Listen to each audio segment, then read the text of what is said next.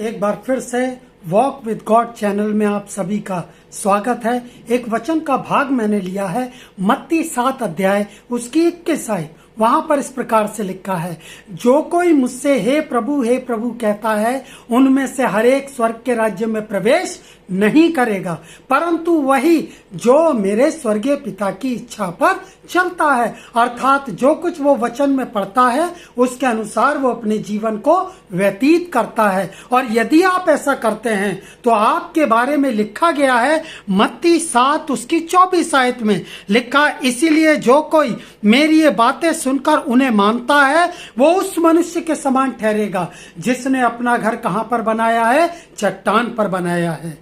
ठीक है, यदि आप प्रभु के वचन को पढ़ते हैं, सुनते हैं और उसके अनुसार चलते हैं तो आप अपना मकान कहां पर बना रहे हैं? चट्टान पर बना रहे हैं। अर्थात इस पृथ्वी पर भी आपके मकान की रक्षा प्रभु करेंगे और स्वर्गीय राज्य में भी आप अपने मकान को तैयार कर रहे हैं। और यहां पर लिखा है साफ तौर पे मत्ती 7:24 में, जो कोई मेरी ये बातें सुनकर उन्हें मानता है वो उस मनुष्य के समान है जिसने अपना मकान कहां बनाया? चट्टान पर बनाया है। और उस पर आंधियां आई, बाढ़ आई, टक्करें लगी, परंतु वो मकान ज्यों का त्यों खड़ा रहा। परंतु यदि आप प्रभु के वचन को सुनते हैं और उसका पालन नहीं करते, उसके अनुसार अपने जीवन को व्यतीत नहीं करते हैं, तो मेरे अजीजों, मुझे अफसोस के साथ कहना पड़ रहा है, बाइबल ऐसे व्यक्ति को निर्बुद्धि कहती है। क्योंकि ऐसा व्यक्ति क्या करता है? अपना मकान कहाँ बनाता है? चट्टान पर नहीं, लेकिन रेत पर बनाता है। और रेत पर बनाया गया मकान आप और मैं अच्छी तरीके से जानते हैं लंबे समय तक स्थिर नहीं रह सकता है। और बाइबल बताती है, जब आप 24 आयत से 27 आयत तक पढ़ेंगे तो लिखा है, आंधियां आई, बाढ़ आई, टक्करें लगी और वो मकान क्या हो गया? सत्यानाश हो गया।